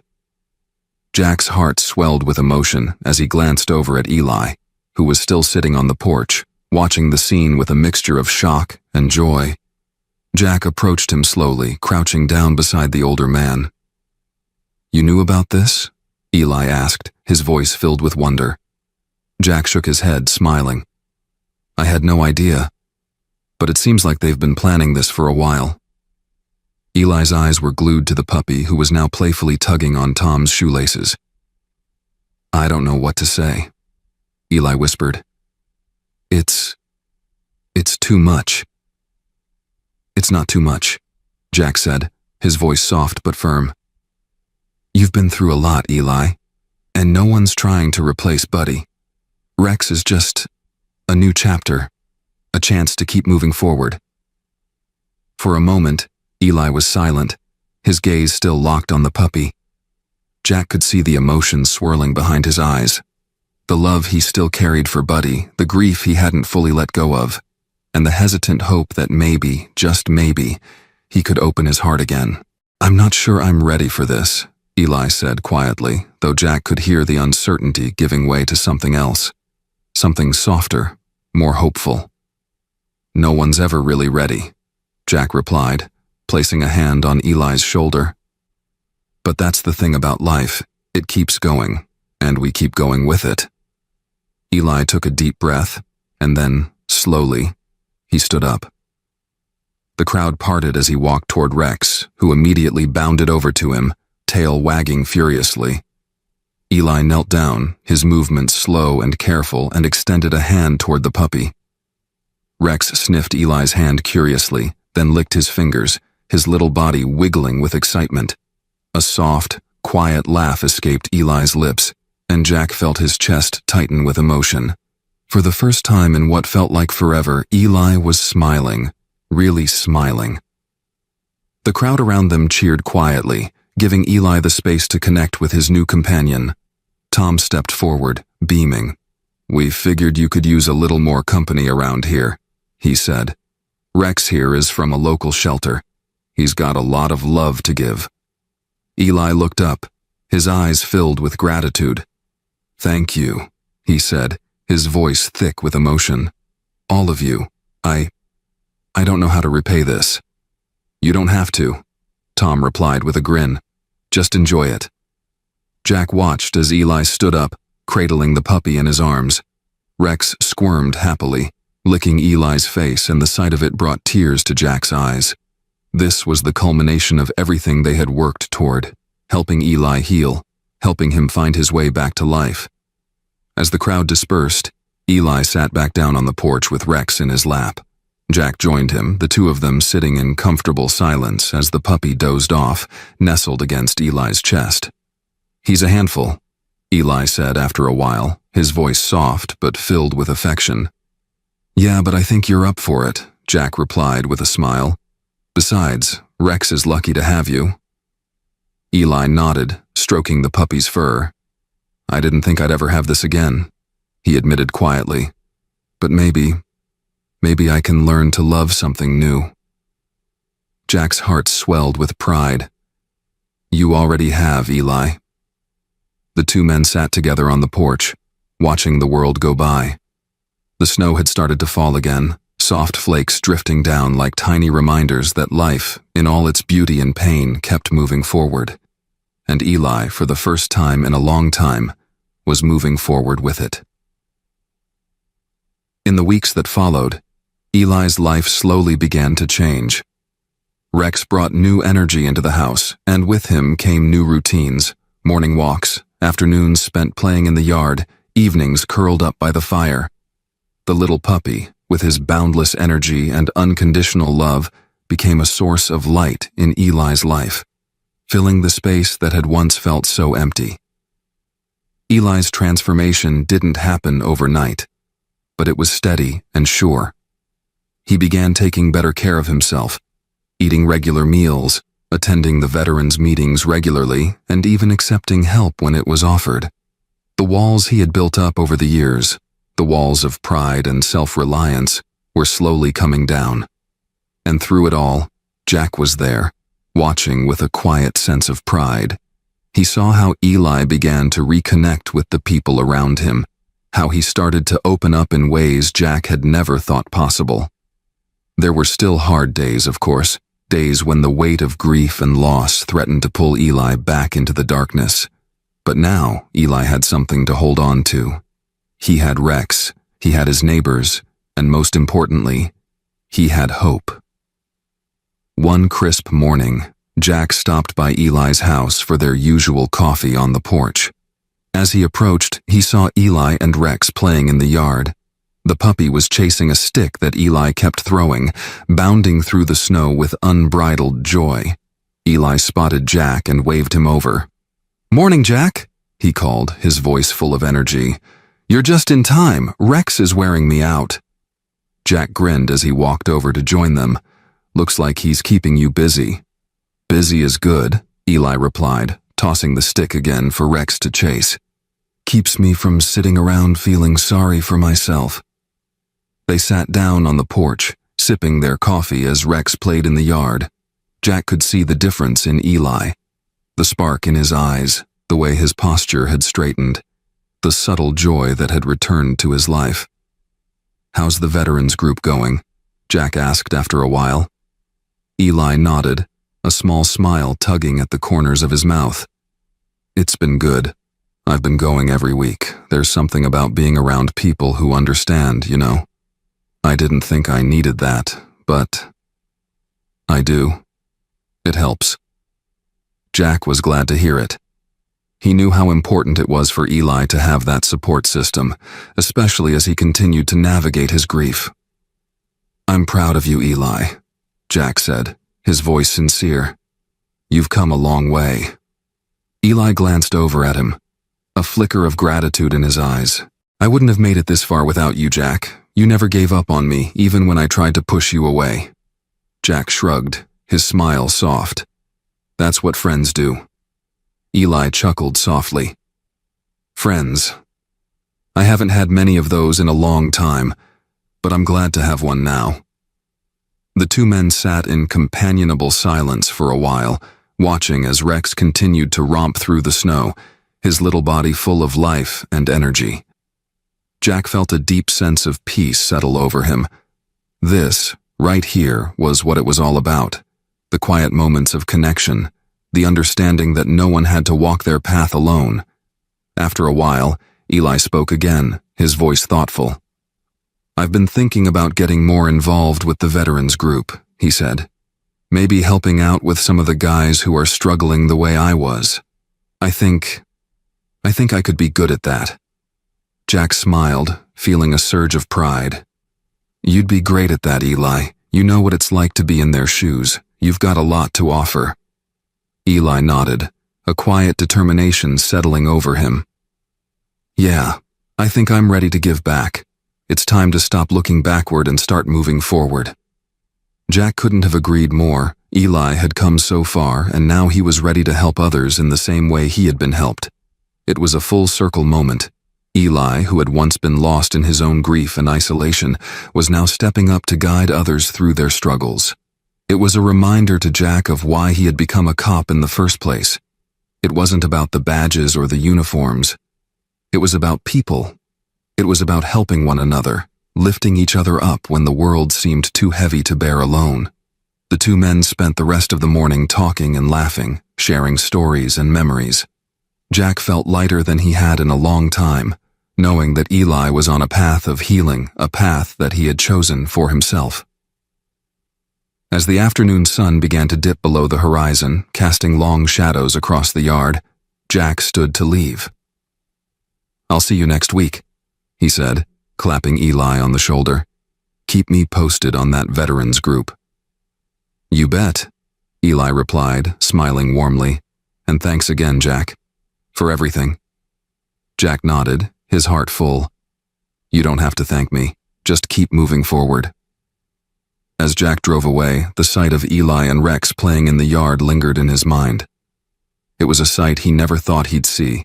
A man who had once been buried beneath the weight of his own sorrow, now standing tall, finding joy again.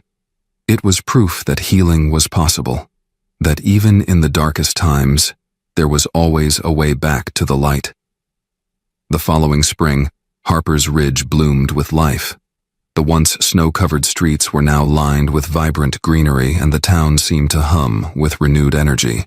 For Jack, it was a season of reflection, a time to look back on the journey he had walked with Eli and to appreciate how far they had both come. Eli had thrown himself into his new role at the Veterans Group, becoming a mentor and a source of strength for the other members.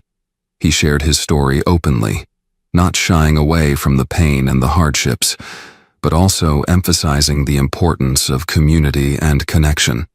The other veterans respected him deeply, and it wasn't long before Eli became a key figure in the group, guiding others through their own struggles with the same patience and compassion that had been shown to him. Rex, of course, had grown into a rambunctious but loyal companion.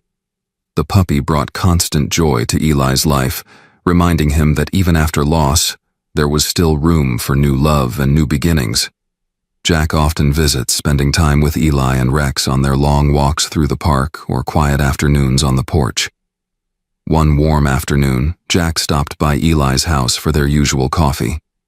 As he pulled up, he noticed something new in the front yard. A garden. The once neglected patch of earth had been transformed into a thriving space, full of colorful flowers and neatly planted vegetables. Jack smiled as he walked up the path, feeling a deep sense of pride in what Eli had accomplished. Eli greeted him at the door, his face lit up with a smile. "What do you think?" he asked, gesturing toward the garden. "It looks amazing," Jack replied, genuinely impressed. "I didn't know you had a green thumb." Eli chuckled. "I didn't either. But it turns out I've got a lot more time and energy these days. Figured I'd put it to good use." They sat on the porch, sipping their coffee and watching Rex chase a butterfly through the garden. Jack couldn't help but marvel at the transformation. The man sitting beside him was not the same Eli Barnes he had met all those months ago. This Eli was alive, full of purpose, full of hope. As they talked, Eli opened up about the veterans he had been helping, sharing stories of the men who had come to him for guidance, just as he had once gone to Jack. "There's one guy," Eli said, his voice soft with understanding. "He reminds me a lot of myself. Stubborn, doesn't want to ask for help. But I'm working on him. He's starting to come around." Jack smiled, feeling a swell of pride for his friend. "That's because you know what it's like to be in his shoes. You've walked that road, Eli, and now you're helping him find his way." Eli nodded, his eyes thoughtful. "I guess that's what it's all about, isn't it? Giving back, making sure no one else feels like they have to go through it alone." Jack couldn't have said it better himself. As the sun began to dip low in the sky, casting a golden glow over the garden, Eli turned to Jack, his voice quiet but filled with emotion. "You know, I never thought I'd find peace again," Eli admitted. "After Margaret, after Buddy, I didn't think I had anything left to give. But you showed me that I wasn't finished yet. You reminded me that I still had something to offer." Jack smiled, his heart full. "You did the hard work, Eli. You found your way back." Eli nodded, his eyes misty. "I guess I did." They sat in silence for a moment, watching as Rex settled down in the garden, his head resting on his paws. The peace of the moment wrapped around them like a warm blanket, and Jack felt a deep sense of contentment. "I don't know what the future holds," Eli said softly, his voice barely audible over the breeze. "But I'm not afraid of it anymore. Whatever comes next, I'm ready." Jack reached over and clasped Eli's hand, his grip firm but full of understanding. "You've got this, Eli. Whatever comes next, you're ready for it." As the evening light faded into dusk, Jack knew that this was the beginning of something new, not just for Eli, but for both of them. They had walked through the darkness together, and now, as the world moved forward, they were ready to face whatever lay ahead. Because in the end, it wasn't about the battles they had fought. It wasn't about the losses or the grief or the pain. It was about the love they had found along the way. And that love, the love of friendship, of community, of a loyal dog, of a life well lived, was what would carry them forward no matter what the future held. The months that followed felt like a whirlwind of change. But for Eli Barnes, the transformation was slow, deliberate, and deeply meaningful. Jack watched with pride as Eli became an active member of the Veterans Group, not just attending meetings, but leading discussions, helping others navigate the same struggles he had once faced. Eli had gone from being the lost man sitting on his porch, clinging to his old life, to someone who had found purpose again, a mentor, a guide, a friend. Rex had grown into a strong, loyal dog.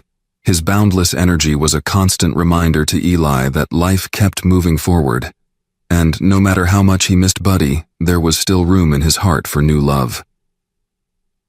The once crumbling house had been transformed, thanks to the tireless work of the community. What had been a place of isolation and despair was now a beacon of resilience and hope. One cool autumn evening, Jack stopped by Eli's house for what had become their regular Friday night dinners. Eli had insisted on cooking, and Jack never turned down the offer. It had become a ritual of sorts, a way to mark the progress Eli had made. Jack pulled up to the house, admiring the neat garden and the soft light glowing from the windows. As he stepped onto the porch, the door swung open, and Eli greeted him with a warm smile. "You're just in time," Eli said, stepping aside to let Jack in. "Dinner's almost ready." The smell of roasted chicken and vegetables filled the air, and Jack's stomach growled in anticipation. "Smells amazing," Jack said, hanging his jacket on the hook by the door. "You've become quite the chef."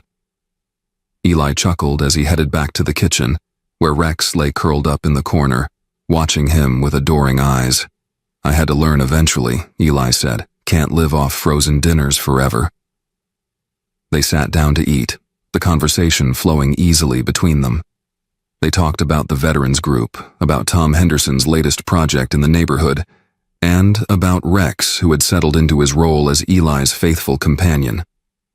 Jack could see the light in Eli's eyes, the sense of fulfillment that had been missing for so long. But as the evening wore on, the conversation took a more reflective turn. Eli set down his fork, his expression thoughtful. "You know, Jack," he began, his voice quiet, "I've been thinking a lot about the past. About how far I've come since everything fell apart." Jack nodded, sensing the weight of Eli's words. "You've come a long way, Eli. You've rebuilt your life." Eli sighed, running a hand through his graying hair. "Yeah, but it wasn't just me. I wouldn't be here if it weren't for you. If you hadn't kept showing up, pushing me to keep going, I don't know where I'd be." Jack leaned back in his chair, his eyes soft with understanding. "I didn't do anything you couldn't have done yourself, Eli. I just reminded you of what you were capable of. The rest? That was all you." Eli shook his head, a faint smile tugging at his lips. "You're too modest, Jack. You gave me hope when I didn't have any left. You showed me that I wasn't alone. That's something I'll never forget." Jack felt a lump form in his throat. "You're a good man, Eli. You've been through more than most people can imagine, but you came out the other side stronger. And now you're helping others do the same. That's something to be proud of." For a moment, the two men sat in silence, the weight of their shared journey hanging between them. Then Eli spoke again, his voice filled with quiet resolve. "I've been thinking about Margaret a lot lately," he admitted, his eyes growing distant. "About the life we built together, and how hard it was to let go after she passed. I spent so many years holding on to that pain, afraid to move forward because I didn't want to leave her behind." Jack listened, his heart heavy with empathy. He knew how much Margaret had meant to Eli, how her loss had sent him into the spiral of grief that had nearly consumed him. "But I realize now," Eli continued, his voice growing stronger, "that moving forward doesn't mean forgetting. It doesn't mean letting go of the people we've loved. It just means carrying them with us, in a different way." Jack nodded, feeling a swell of emotion. "Margaret would be proud of you, Eli. She'd be proud of the man you are now." Eli smiled, his eyes glistening with unshed tears. "I like to think so," he whispered. "And I think I'm finally ready to start living again. Really living." Jack reached across the table, placing a hand on Eli's arm. "You've already started, Eli. And you've got a lot of life left to live." The next few weeks brought even more changes to Eli's life. He had become a pillar of the veterans group, organizing events, leading discussions, and even helping new members navigate the emotional and bureaucratic challenges that came with being a veteran. Eli had found his purpose again, and with it came a renewed sense of pride in who he was. One afternoon, Eli invited Jack to attend a veterans group meeting. Jack had never been to one of the meetings before, but he knew how important they were to Eli, so when Eli asked, Jack didn't hesitate to accept. The meeting was held in a modest room at the community center, a space that had become a refuge for men and women who had served their country and were now trying to find their way in the civilian world. As Jack entered the room, he saw familiar faces, veterans of all ages, some in their 20s, others well into their 60s and 70s. There was a sense of camaraderie in the air, an unspoken understanding between the people gathered there. Eli stood at the front of the room, speaking to the group with the quiet confidence of someone who had walked through fire and come out the other side. Jack watched with admiration as Eli shared his story, openly discussing his struggles with grief, loss, and isolation. But more than that, Eli spoke of hope, of the importance of community, of reaching out for help, and of the strength that came from leaning on others. As Eli spoke, Jack could see how much the other veterans respected him. They listened intently, nodding along with his words, their eyes filled with the same pain, the same understanding. And when Eli finished, there was a quiet moment of reflection, followed by the kind of applause that wasn't about performance, but about appreciation. Appreciation for the man who had been brave enough to share his truth. After the meeting, Eli and Jack sat outside the community center, watching as the other veterans filed out. Rex, who had become a regular fixture at these meetings, sat at Eli's feet, his tail wagging lazily as he dozed in the afternoon sun. "You were great in there," Jack said, turning to Eli with a smile. Eli shrugged, though Jack could see pride in his eyes. "I just told my story. It's nothing special." "It's more than special," Jack replied. "You're helping those men in ways you probably don't even realize. You're giving them hope, Eli, just like you found your own." Eli smiled, looking down at Rex, who was now snoozing contentedly. "It feels good to give back," he admitted. "I spent so long thinking I had nothing left to offer. But now, I see that I do. And it's because you didn't give up on me, Jack." Jack shook his head, his voice soft. "I never gave up on you because I knew you weren't done yet, Eli. And look at you now. You're thriving. You found a new path." Eli's expression grew thoughtful, his eyes softening as he gazed out at the horizon. "Yeah, I guess I have." The two men sat in comfortable silence for a while, the weight of their journey shared between them. The sun began to dip lower in the sky, casting long shadows across the quiet streets. And as they sat there, Jack couldn't help but feel a deep sense of peace. This was what it had all been for, the long nights, the hard conversations, the moments of doubt and fear. It had all led to this, to Eli finding his way back to life, rediscovering the strength and love he thought he had lost. After a while, Eli spoke again, his voice quiet but filled with resolve. "I think I'm ready to take another step," he said. I've been thinking about getting more involved with the local VA, maybe working with some of the younger vets who are just coming home, helping them transition. Jack smiled, feeling a surge of pride for his friend. That's a great idea, Eli. You'd be perfect for that.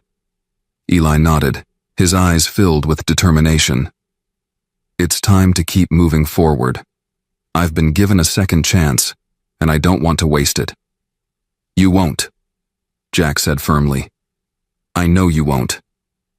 As the sun dipped below the horizon, casting the sky in hues of pink and gold, Jack and Eli stood, ready to head home. Rex, ever the loyal companion, bounded ahead, his tail wagging in excitement as they walked toward the car. Before they parted ways, Eli turned to Jack, his expression serious but filled with gratitude. You've been a good friend to me, Jack. I wouldn't be here without you. Jack smiled, placing a hand on Eli's shoulder. You don't have to thank me, Eli. That's what friends are for. Eli nodded, his eyes softening. Still, I want you to know how much it means to me. You helped me find my way back. Jack's heart swelled with emotion. And I'll always be here, Eli. No matter what. With that, the two men parted ways, each walking a path they knew they wouldn't have to walk alone. Jack watched as Eli and Rex disappeared down the street, a sense of peace settling over him. Eli had found his way back to life, back to hope, back to love, back to himself. And Jack knew, deep in his heart, that no matter what the future held, Eli would keep moving forward. Because in the end, that's what life was about. It wasn't about the pain or the loss or the grief. It was about love. And the love Jack knew was what would carry them all through, no matter how dark the days might get. Months later, as spring blossomed into full bloom, Eli stood at the edge of his garden, watching Rex dart back and forth between the rows of flowers. The sky was brilliant blue and the air was filled with the scent of fresh earth and new beginnings. It was a day like any other, but for Eli it felt like a milestone, a quiet moment of reflection on how far he had come. Rex trotted over to Eli, nudging his hand with his nose. Eli smiled, crouching down to scratch behind the dog's ears. You've been good for me, boy, he murmured. You've been a real gift. As Eli stood, he glanced toward the horizon, where the town of Harper's Ridge stretched out before him. It had been a long road, full of pain and heartache, but Eli had found his way back to life. He had found a new purpose in helping others, in giving back to the community that had saved him. And most importantly, he had found the strength to carry on, one day at a time, one step at a time. Eli took a deep breath, letting the peace of the moment wash over him. He knew that there would still be hard days, days when the weight of loss and grief would creep back in.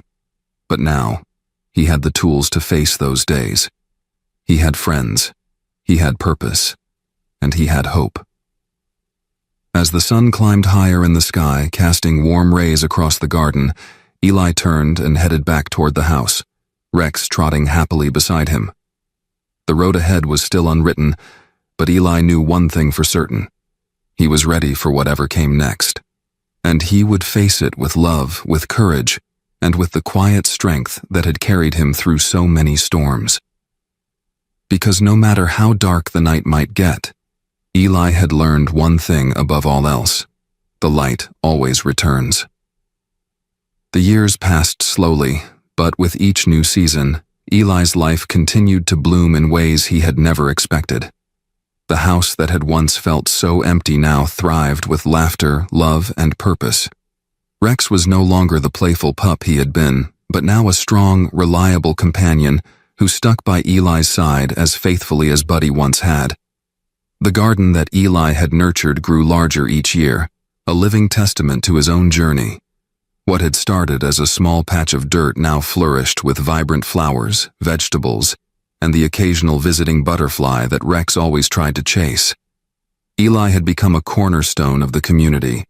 People in Harper's Ridge knew his story, knew how far he had come from those dark days of isolation, and they looked to him for guidance, advice, and support. The veterans group had expanded, thanks in large part to Eli's leadership, and many of the men who once walked the same path of despair now found hope and comfort in his words. Jack remained a constant presence in Eli's life. The two of them had forged a bond that went deeper than friendship. It was family. They had both walked through fire, and now they stood on the other side, stronger for it.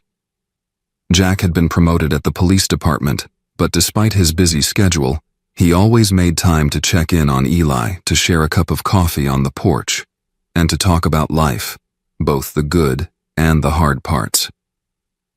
One warm summer afternoon, Eli stood on his porch, looking out at the familiar sight of Harper's Ridge. The town had changed in small ways. New businesses had sprung up, a few old houses had been torn down or renovated, but in many ways, it remained the same. There was comfort in that stability, knowing that while time moved forward, some things stayed constant. Rex lay at Eli's feet, his head resting on his paws, eyes half closed in the dappled sunlight.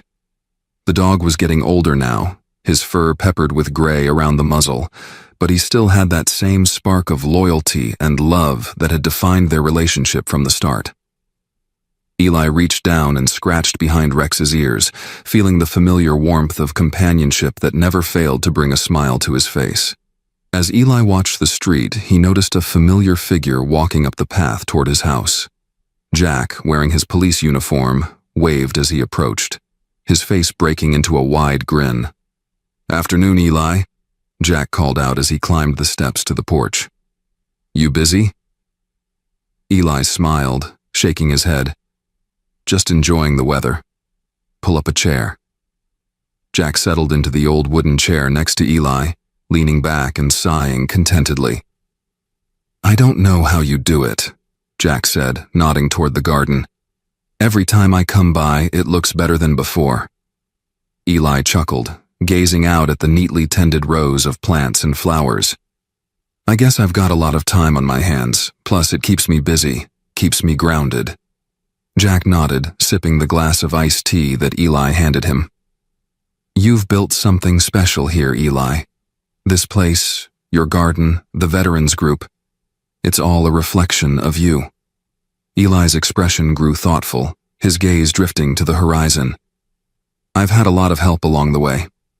I wouldn't be here if it weren't for you, Jack. You pushed me when I needed it. You reminded me that I still had something to give." Jack shook his head, his voice soft. "You did the hard work, Eli. I just made sure you didn't give up on yourself." For a long moment they sat in silence, the gentle hum of summer surrounding them. Rex lifted his head to sniff the air, then laid back down, content to stay in the shade. After a while, Eli spoke again, his voice filled with quiet reflection. "I've been thinking a lot about legacy lately," he said. "About what we leave behind when we're gone. Margaret, Buddy, they're always with me, but I want to make sure that what I do here now matters." Jack turned to him, his expression serious. "Eli, you've already created a legacy. You've touched so many lives, the veterans you've helped, the people in this community. You've made a difference, and that's something that'll live on long after any of us are gone." Eli nodded, though his face was still lined with thought. "I hope you're right. I guess I just want to make sure that the things I've learned, the things I've gone through, help someone else. That no one else feels like they have to go through what I did." "They won't," Jack said firmly, "because you've shown them the way. You've been their guide, their mentor, and that's a legacy no one can take away." Eli smiled softly, his eyes filled with gratitude. "You know, Jack," he said, his voice tinged with emotion, "I never thought I'd find peace again. But sitting here, looking out at this garden, watching Rex sleep, talking with you, I realized that I have. I've found it. And that's more than I ever thought I'd get." Jack felt his chest tighten with emotion, but he managed to smile. "You deserve that peace, Eli. You've earned it." As the afternoon wore on, they continued to talk about the future, about life, about the simple joys that made it all worth living. And though there were still moments of sadness, moments when the weight of the past crept back in, there was also hope. Hope that the love they had found, the love of friends, family, and community, would carry them through whatever came next. Several years passed and Harper's Ridge continued to thrive. The town grew in small ways, with new families moving in, new businesses opening, and the community staying as close-knit as ever. Eli's garden became a local landmark, a symbol of resilience and renewal, and his work with the Veterans Group continued to inspire others. Eli, now in his late 70s, had grown a little slower, but his spirit remained as strong as ever. Rex, too, had aged, though he was still as loyal and loving as the day Eli brought him home. They were inseparable, and together they enjoyed the quiet life they had built, a life filled with meaning, with purpose, and with the peace Eli had long sought. One day, Jack received a letter in the mail. It was from the town council of Harper's Ridge, inviting him to a special ceremony in Eli's honor. The Veterans Group had decided to name a community garden after Eli, a lasting tribute to the man who had given so much to the town and to the people around him.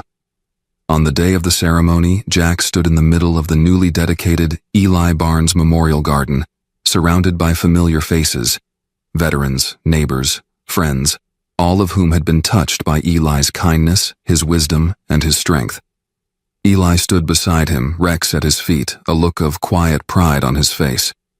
As the mayor gave a speech, recounting Eli's journey and the impact he had made on the community, Jack couldn't help but feel a deep sense of pride for his friend.